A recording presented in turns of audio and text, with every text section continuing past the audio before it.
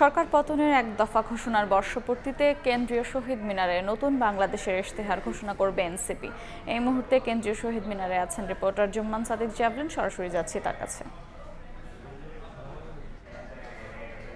Javelin, এবং আপনারা দেখছেন যে আসলে যেই নতুন বাংলাদেশের ইশতেহার শীর্ষক যেই এনসিপির কর্মসূচি সেটি কিন্তু ইতিমধ্যে শুরু হয়ে গেছে। কেন্দ্রীয় নেতৃবৃন্দ তারা ইতিমধ্যে বক্তব্য প্রদান শুরু করেছেন। দলের যিনি আহ্বায়ক নাহিদ ইসলাম তিনি আরও বেশ কিছুক্ষণ আগে মঞ্চে উপবিষ্ট হয়েছেন। তার সঙ্গে মুখ্য সংগঠক সার্জিস আলম থেকে শুরু করে আক্তার, সদস্য সচিব আক্তার এবং অন্যান্য যে নেতৃবৃন্দ রয়েছে সকলে কিন্তু মঞ্চে উপবিষ্ট হয়েছেন এবং তারা একে একে তাদের বক্তব্য প্রদান করছেন। একই সঙ্গে শুরুর দিকে আমরা দেখেছি জুলাই আন্দোলনে যারা আহত হয়েছিলেন কিংবা নিহত শহীদ পরিবারের যে সদস্যরা তারাও কিন্তু তাদের বক্তব্য রেখেছেন এবং বক্তব্যে তারা যেটি বলেছেন যে জুলাই যে স্বপ্ন নিয়ে বা যে উদ্দেশ্য নিয়ে তারা আহত হয়েছেন কিংবা যাদের পরিবারের শহীদ হয়েছেন তারা কিন্তু বলছেন যে সেই উদ্দেশ্য এখনও পূরণ হয়নি। যে দেশের স্বপ্নে তারা তাদের আত্মত্যাগ সেটি কিন্তু এখনও পর্যন্ত তেমন দেশ তারা গড়তে পারেননি। যেই মঞ্চে থেকে এক বছর আগে, আজ থেকে ঠিক এক বছর আগে এক দফা ঘোষণা এসেছিল স্বৈরতন্ত্রের পতনের, ঠিক সেই মঞ্চেই এক বছর পরে তারা নতুন বাংলাদেশ বিনির্মাণের নতুন ইশতেহার সেটি কিন্তু তারা ঘোষণা দেবেন। আমরা দেখছি এই মুহূর্তে মঞ্চে বক্তব্য রাখছেন তাসনিম যারা, তিনি কিন্তু এই জুলাই আন্দোলনে একজন সক্রিয় সদস্য ছিলেন, একই সঙ্গে এনসিপির কেন্দ্রীয় নেতা তিনি একজন। এবং আমরা দেখছি যে দেশের বিভিন্ন প্রান্ত থেকে যারা এসেছেন নেতাকর্মীরা তারা এখন এই পুরো প্রাঙ্গণ জুড়ে অর্থাৎ শহীদ বেদির আশপাশে থেকে শুরু করে পুরো এলাকাতে কিন্তু তারা অবস্থান গ্রহণ করছেন এবং তারা অধীর আগ্রহে আছেন আসলে সেই ইশতেহারের ঘোষণাটি কখন হবে।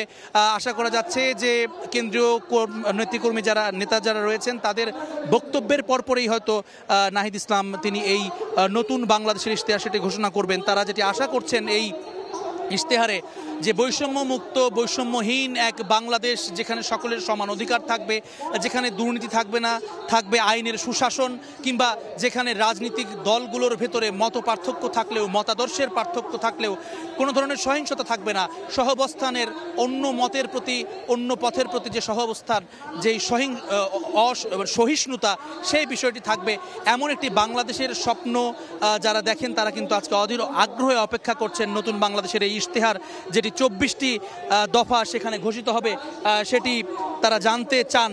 এবং তারা যারা এখানে আহত বিভিন্ন পরিবার যারা এসেছেন এবং শহীদ পরিবার যারা এসেছেন তারা কিন্তু বলছেন যে এক বছর হয়ে গেলেও যে পুনর্বাসন বা আহতদের যে চিকিৎসা সেটি কার্যক্রম কিন্তু নিয়ে আরও বিভিন্ন ধরনের অভিযোগ এখনও বিভিন্ন সময় কানে আসে। তাদের যে পুনর্বাসন প্রক্রিয়া সেটি কিন্তু এখনও পুরোপুরি সম্পন্ন করা সম্ভব হয়নি অন্তর্বর্তীকালীন সরকারের পক্ষ থেকে। সেই জায়গাটি তারা কিন্তু বারবার আলোকপাত করেছেন।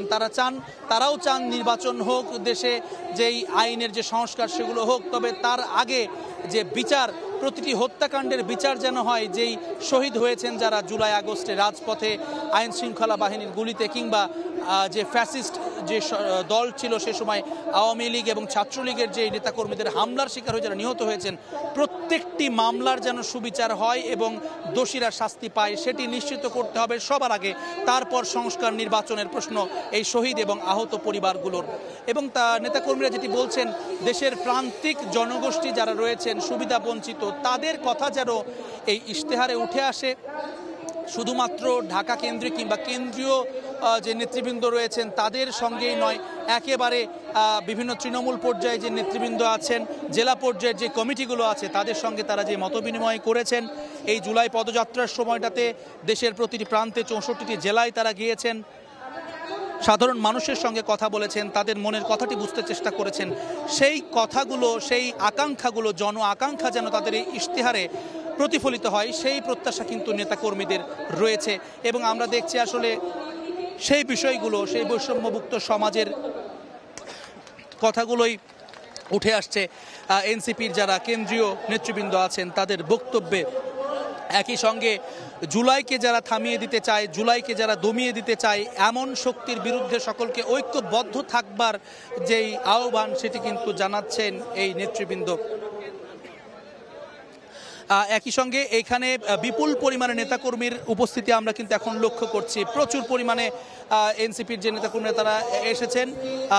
3টা পর্যন্ত কিন্তু আসলে এখানে অনেকটাই পুরো প্রাঙ্গণের যে ধরনের আয়োজন ছিল, বড় বড় জায়ান্ট স্ক্রিনগুলো লাগানো হয়েছে, সে তুলনায় নেতাকর্মীর উপস্থিতি 3টা পর্যন্ত অনেকটা কম ছিল।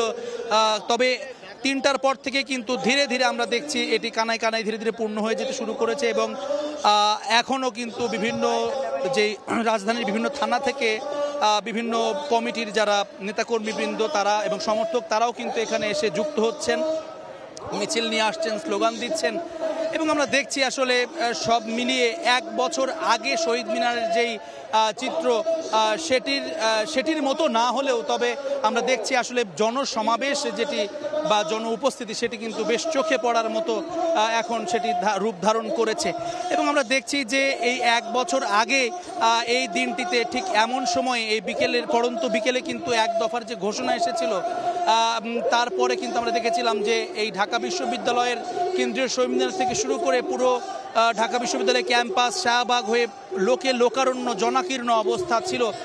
আজকে কিন্তু সেই 1 বছর পূর্তিতে এসে সেই 1 দফার যে ঘোষণা তারা ছাত্র নেতা অবস্থায় দিয়েছিলেন, যেই নাহিদ ইসলাম কিংবা সদস্য সচিব যিনি এনসিপির সেই আক্তার, তিনি এই সার্জিস হাসনাত, এই যে পরিচিত মুখগুলো বিগত 1 বছরে বিশেষ করে জুলাই আন্দোলনে যে পরিচিত মুখ, তারা ছাত্রনেতা ছিলেন।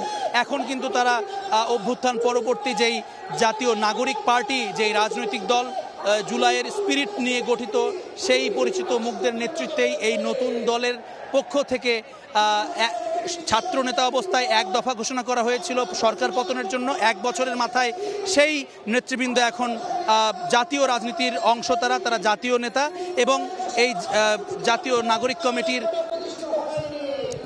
জাতীয় নাগরিক পার্টির যেই এনসিপির পক্ষ থেকে তারা আজ নতুন বাংলাদেশ গড়বার যে ইশতেহার 24 দফা, সেটি কিন্তু আর কিছু মুহূর্তের ব্যবধানে দাঁড়িয়ে তারা সেই ইশতেহারটি ঘোষণা করবে আর কিছুক্ষণের মধ্যেই এবং সেই ইশতেহারে সাধারণ মানুষের যে আকাঙ্ক্ষা, জন আকাঙ্ক্ষা, সেটির প্রতিফলন থাকবে এমনটি কিন্তু প্রত্যাশা করছেন তৃণমূল থেকে কেন্দ্রীয় সমস্ত নেতৃবৃন্দ। আর যে নেতৃবৃন্দ এখন এখানে উপস্থিত হয়েছেন তারাও আসলে চাইছেন যে জুলাইকে বা যারা প্রশ্নবিদ্ধ করবার চেষ্টা করছে তাদের বিরুদ্ধে রুখে দাঁড়ানোর, একই সঙ্গে দেশ বিনির্মাণের, সংস্কার এবং নির্বাচনের আগে পুনর্বাসন যারা শহীদ হয়েছেন সেই বিষয়গুলোতে কিন্তু তারা আলোকপাত করছেন, গুরুত্ব দিচ্ছেন। তো এই ছিল এখনো পর্যন্ত আমার কাছে নতুন বাংলাদেশের ইশতেহার ঘোষণার এনসিপির কর্মসূচির শহীদ মিনার থেকে সবশেষ খবর। সরাসরি যুক্ত ছিলাম কেন্দ্রীয় শহীদ মিনারে।